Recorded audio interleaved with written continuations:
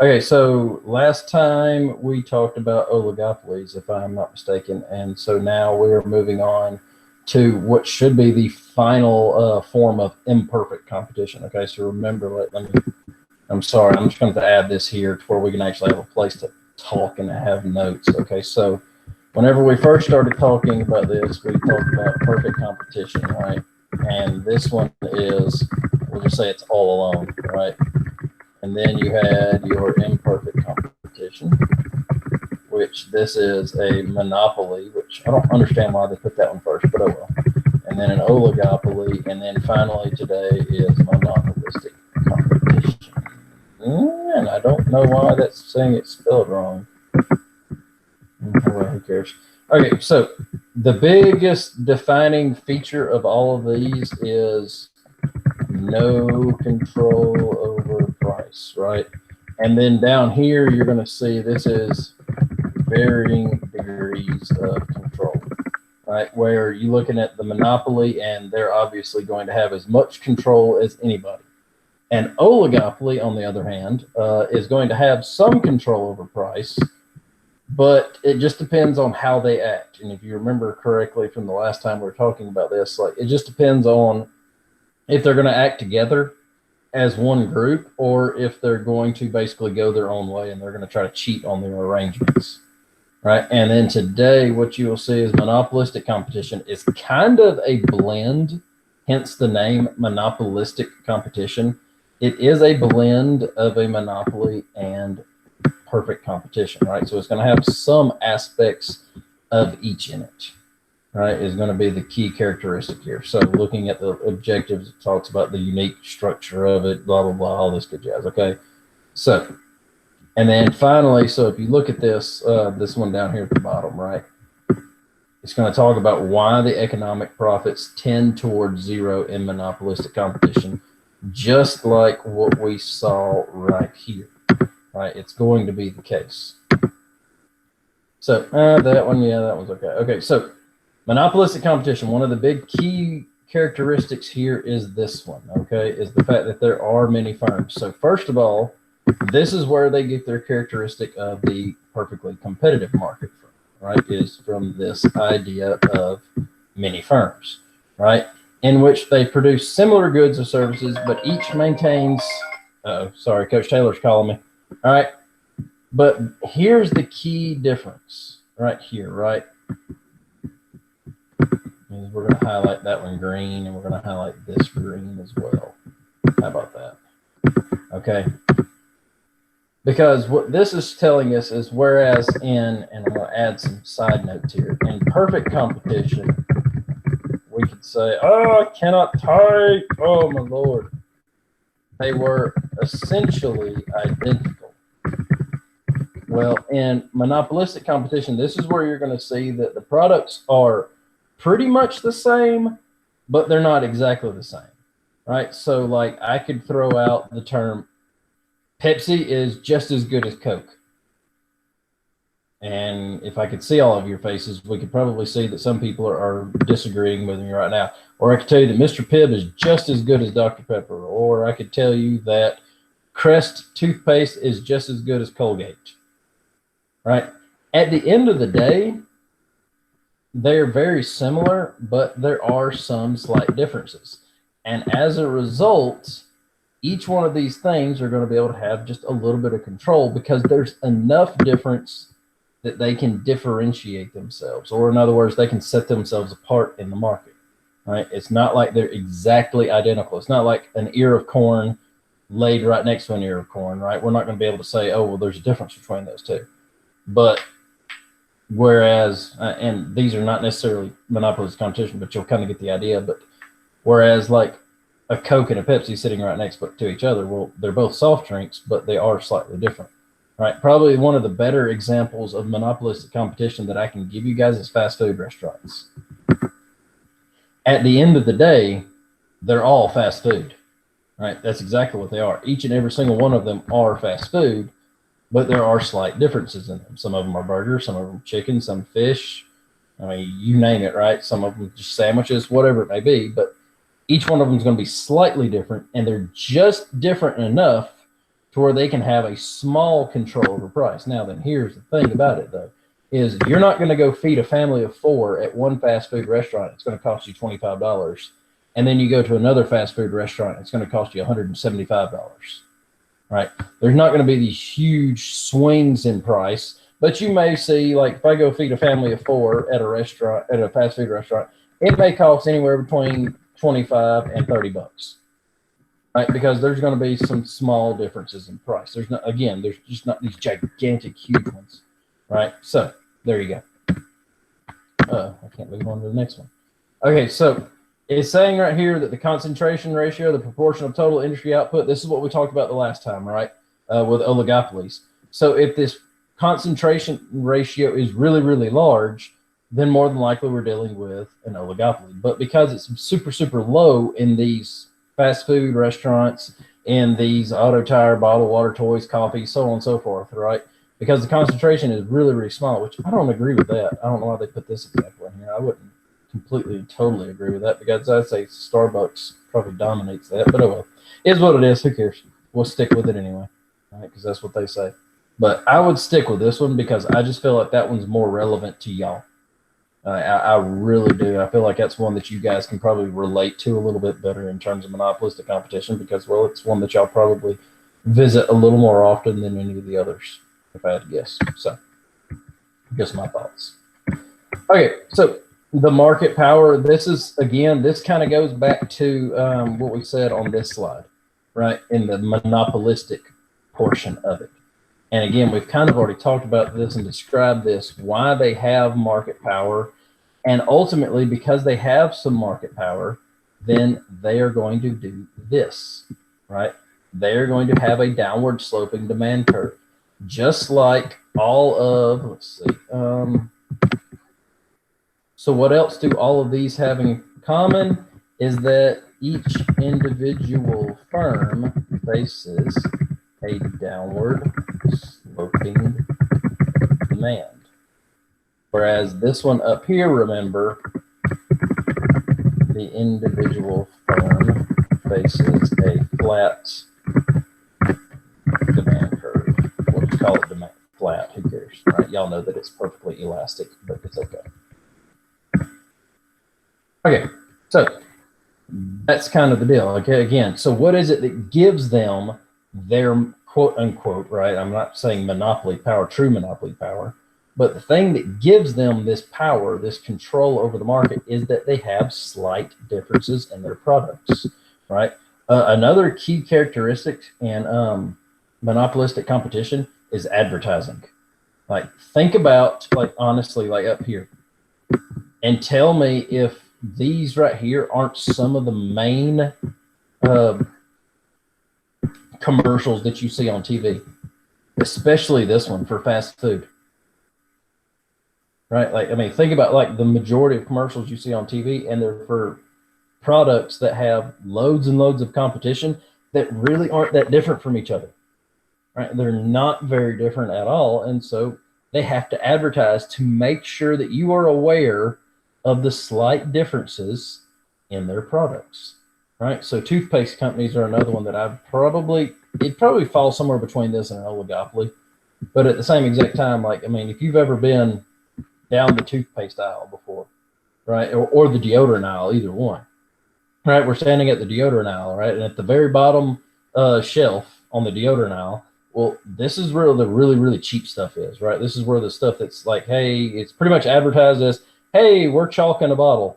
Okay, if you wear this, you won't sweat, you won't stink, but it's probably going to hurt, right?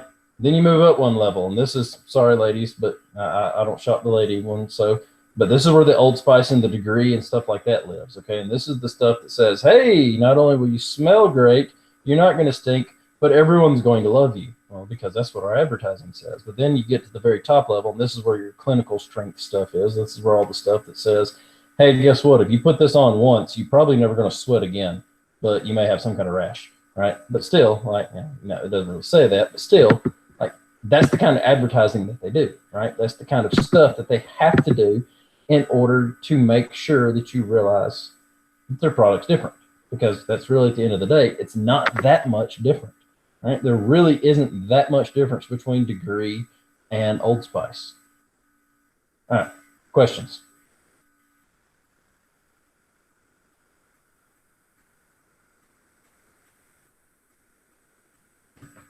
Did I do that good of a job? Yeah, it was pretty solid. Mm-hmm. Okay, well, let's keep on moving, and maybe y'all have some other ideas or some thoughts that might pop into your head, whatever it may be, right? But oh well. Okay, so it says modest changes in the output of a price of any single firm will have no perceptible influence on the sales of any other firm, right? And that is because let me make sure that it doesn't say this anywhere real quick before I do. Yeah, okay, well, how about that? It does actually say that. Okay, so this slide and this slide should probably be kind of intercombined a little bit. Okay, so it says that modest changes in the output of a price of any single firm will have no perceptible influence on the sales of any other firm. Why? Why is it? And or here's for the fact of the matter, right? So if we said that if Taco Bell raises prices, it's not really going to affect, is that right? With an A? Action is A. Yeah, okay, whatever, who cares? Not really going to affect, who cares? Let's pick on Burger King. I saw a commercial about them earlier. Okay? It's not really going to affect Burger King, but here's the other thing. It's not going to affect Taco Bell that much.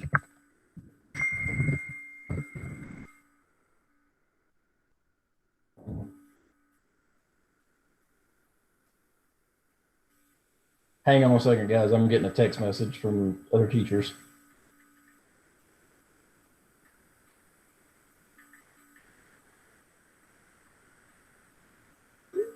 Okay, sorry about that. Okay, and so here's the thing, right? And okay, so just speak up for me right here. How many of you like, or actually, how about this? How many of you dislike Taco Bell? Anybody, just speak up and tell me. Oh, everybody loves Taco Bell. What about Burger King? How many of y'all dislike Burger King? I hate it with a passion. Oh boy, so there we go. Okay, so now all of a sudden we have a little bit of brand loyalty, right?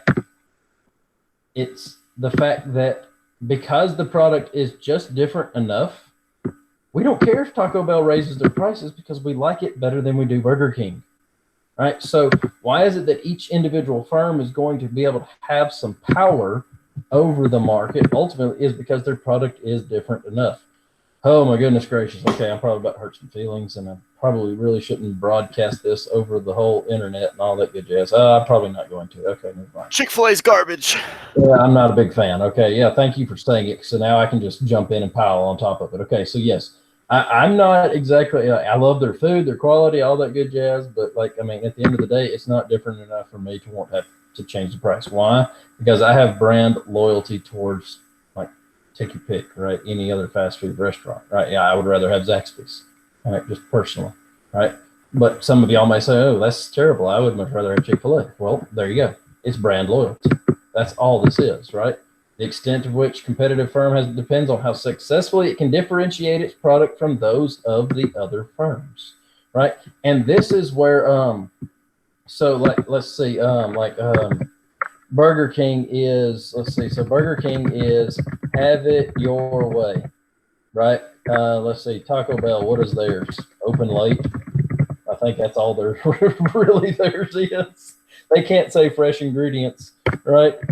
Wendy's says fresh, never frozen. So this is the way that these companies are able to actually create brand loyalty, right? That's how they actually are able to do this. And it's how they also are able to differentiate their products. So I keep saying the word differentiation, and maybe I should probably make sure that y'all know what that means. All that means is that we're trying to make it different. Right, we're trying to make it stand out. We're trying to make it to where everybody sees that there is a difference between us and everyone else. Right? And that's usually whenever you look at these commercials and you watch them, that's exactly what they're advertising about. They're not telling you ever once Hardly ever, right? I think Arby's does it a little bit where they'll tell you what the price of their products are, right? But you don't see many other fast food restaurants putting the price of their products out there. They put out there, these are the ingredients. This is what we do. This is how we cook it, whatever it may be, right? But they're not advertising price. They're advertising the product itself and how it is so much different than everyone else's, or at least they're trying to make you think that it's so much different than everyone else's. So far, so good. So, like, if a business, let's say Taco Bell, they have like the $5 Mm-hmm. and like they advertise that a lot. Yep. And like then combining with stuff like that, is that just stuff to differentiate them? It is, absolutely. And again, don't get me wrong whenever I say that. They're not, it's not that they're never going to compete with price. It's just that that's not their primary strategy. Their primary strategy is to compete with product differences. Okay. Sorry, my son's coming to whine about something. I just sent him away. But yeah, that's ultimately, like I said, at the end of the day, that's really what it boils down to. Some of them, yeah, are they starting to use price a little more? Yeah, right? But at the end of the day, whether it's price, whether it's the product, no matter what, it does not matter, right? Product differentiation all comes down to one simple thing, and that is firms are trying to influence the tastes. Y'all remember this one?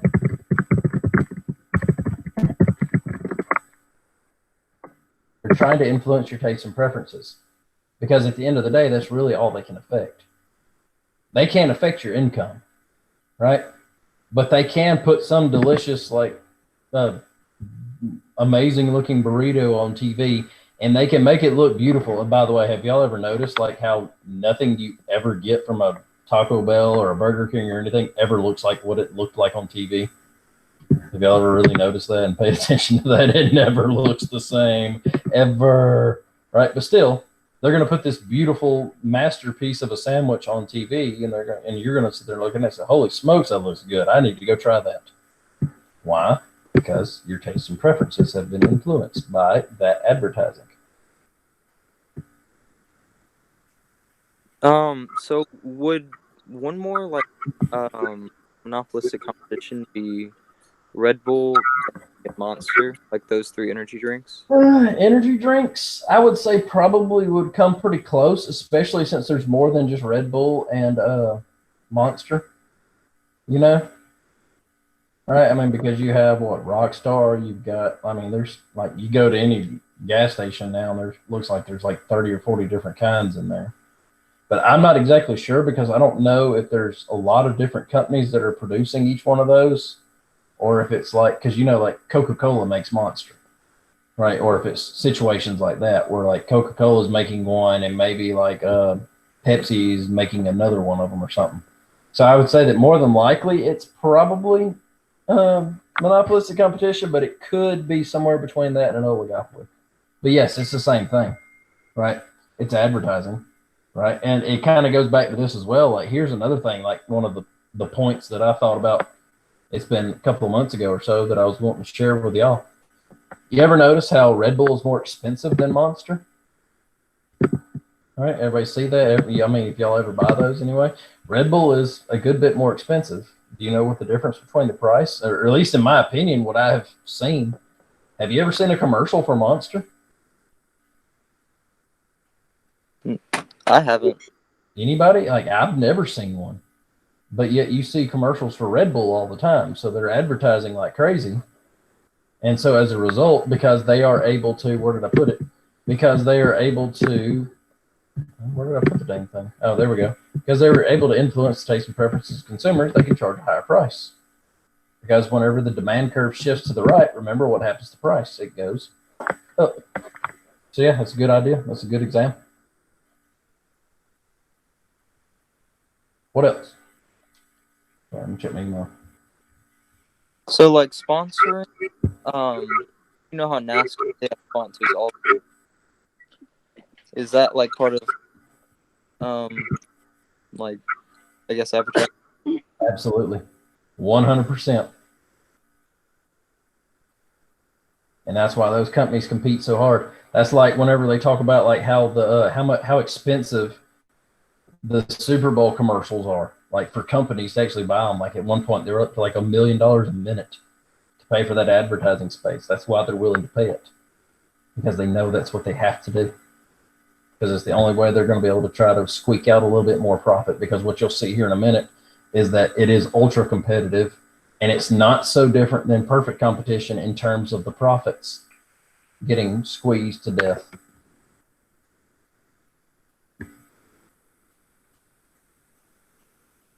They're good.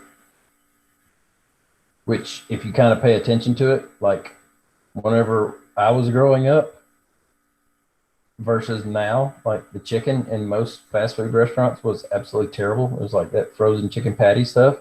But now most of them are having to try to at least come up with better chicken because of Chick-fil-A. So anyway. Okay, well, you know we can't go through a set of notes without one of these. Y'all know that. Yeah. All right, does this at least look familiar? This graph? Yes, no, maybe. I'm gonna make it bigger. How about that? Is that better? It looks familiar. Yeah. Yep. So if you remember, all this is the graph of a monopoly. Nothing has changed yet, right? This is a monopoly, right? Graph, which is the same exact thing as a colluding oligopoly graph, which is the same exact thing for a graph of an individual monopolistically competitive firm. They are still going to set price and quantity the same exact way. Remember, how do all firms set quantity? Every single one of them follow this rule, where marginal cost, right? Marginal cost is equal to marginal revenue. That is how they're going to choose their quantity. So this QA down here could just as easily be 9 million. Who cares, right? But here's the difference between them and perfect competition. They are not going to set price there, right here. They're actually going to go up to the demand curve, and this is where they're going to set their price at. All right? So they're going to price, and they're going to set quantity just like a monopoly would, but there's going to be a key difference that's going to come up here in a minute, and what you're going to see is the fact that they have so much competition. You're going to see this demand curve is going to move this way. It's going to either move right or left, depending on how much competition there is inside the market itself, how good of a job some firms are doing advertising versus others, so on and so forth. All right, questions about this graph, anything like that? How about that?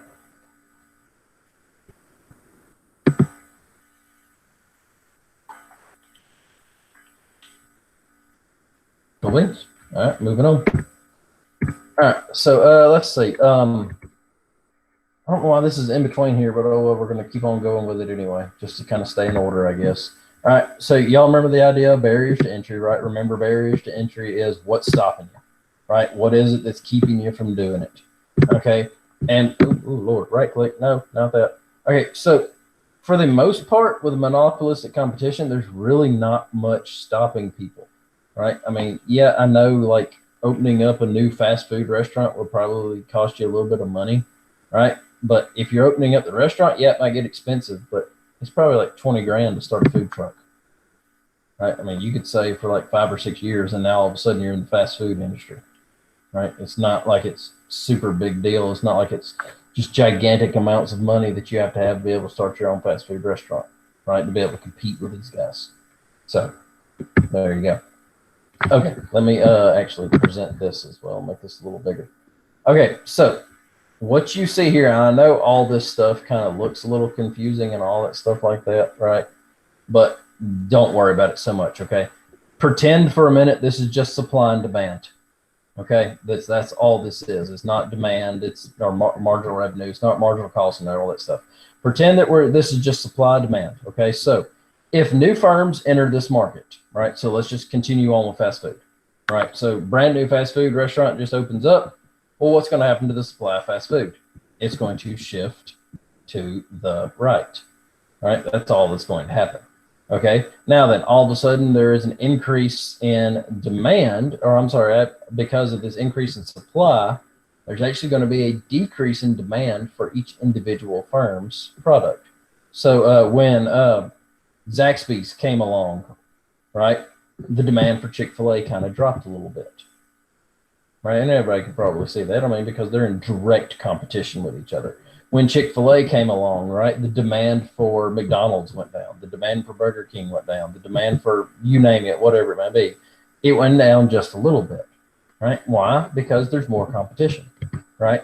And so whereas, like, let's just say if you look back in the 1980s, right, well, you pretty much got one firm that's dominating everything, and that's McDonald's, right? And so McDonald's has this huge chunk of the market demand. But then, and I don't know the exact timeline, so don't quote me on any of this, but then Burger King comes along and McDonald's demand does this. And then you get Taco Bell and it does this. And then you get Chick-fil-A and it does this. And then you get Arby's and it does this. And then Zaxby's, so on and so forth. And each and every single time, the portion of the market that McDonald's was getting, well, it shrinks more and more and more and more and more, right? Which at point 4, at the very, very beginning, whenever we talked about how they tend towards zero. So if you take a look at this, right, and let's just pretend for a minute, okay? This is McDonald's in the 1980s, right? So McDonald's in the 1980s, this was their original demand, okay? They were producing this quantity and they were producing it for this price way up here. But then Arby's comes along, or Burger King, who cares? And the demand does this a little bit and it shifts in some, right? Then another firm comes along and it shifts in. Then another firm comes along and it shifts in until it gets to the point to where, oh, what is significant about this right here? Do y'all see point G? What is significant at that point? No profit is made. Bingo. There is zero profit being made at this point. And so in the long run, yeah, this is exactly what you're going to see in monopolistic competition, right? Is that there is zero profit. Which is why in the short run, all these firms are spending so much money on advertising, because what are they trying to do to get their own individual demand curve to do?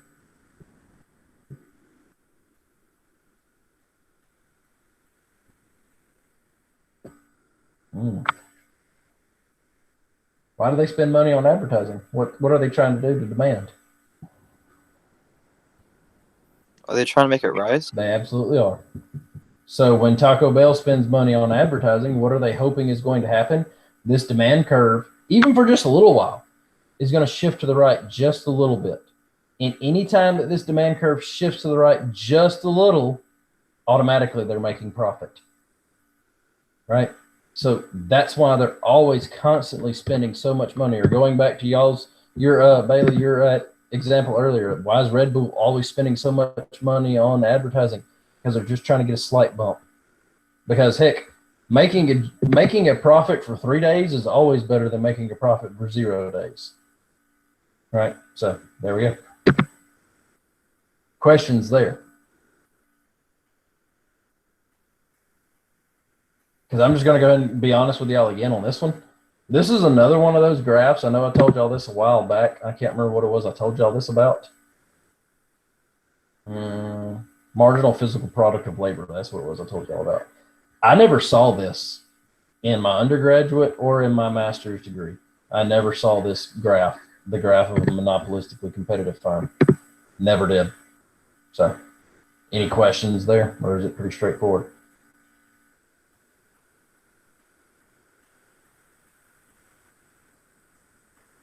Okay, I'm going to assume it's straightforward. Okay. So it's talking about the fact that it is an inefficient form of production, right? Well, no crap. Okay. I don't know if you guys have noticed or not yet, but there's only one market structure that is actually efficient, and it's this one right here, right? That's the only one that's efficient, right? All the other ones are going to be inefficient. And so let's take a look at this and let's see. Well, why on earth? That's the wrong one. Why on earth is this inefficient? Well, let's take a look at this one right here.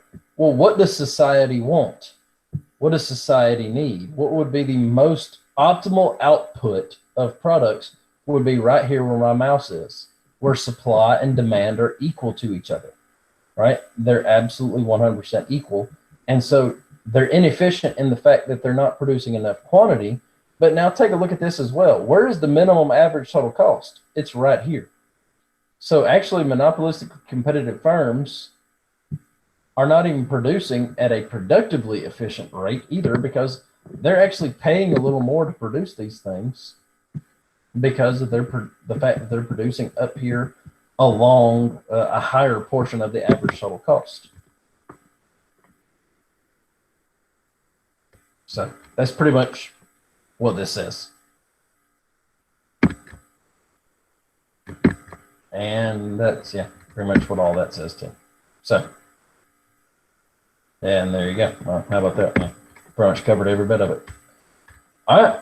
So that's pretty much it. I mean, I see nothing else to really go through here. So let me stop recording real quick.